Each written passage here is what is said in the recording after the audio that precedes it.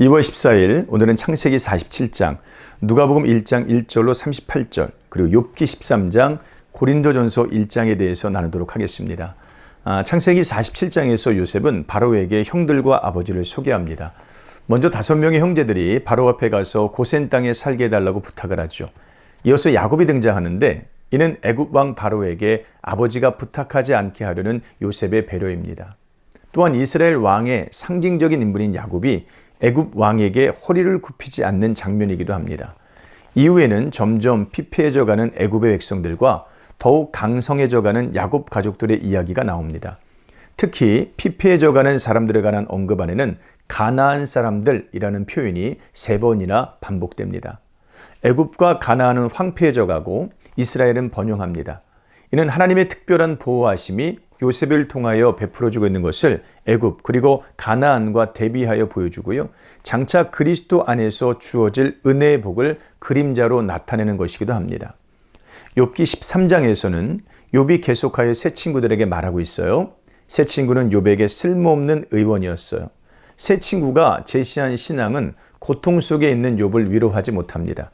그들은 완전하신 하나님을 위해서 거짓말을 합니다.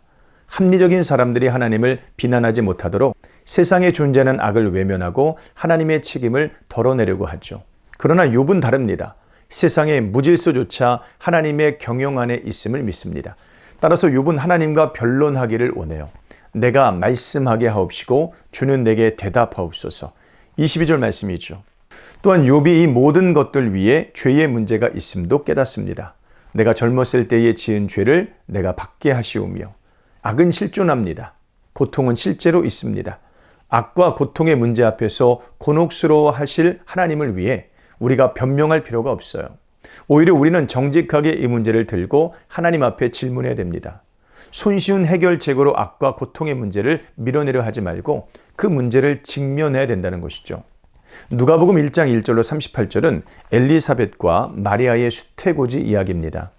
먼저 천사 가브리엘은 제사장 사가랴에게 찾아가서 아들을 잉태하게 될 것이라고 말합니다. 사가랴는 자신과 아내의 나이가 너무 많기 때문에 불가능하다고 말하죠. 믿지 아니한 거로 그는 아이가 나올 때까지 벙어리가 됩니다. 6개월 후에 천사 가브리엘은 마리아를 찾아옵니다. 그리고 아이가 탄생할 것이라고 말해요. 마리아가 비록 청혼하였지만 아직 남자를 알지 못하였기에 어떻게 이 일이 일어날 수 있냐고 반문합니다. 가브리엘이 이렇게 말해요. 대저 하나님의 모든 말씀은 능하지 못하심이 없느니라. 마리아는 이 말을 믿습니다. 여기서 우리는 사가랴와 마리아를 대조하여 볼 수 있습니다.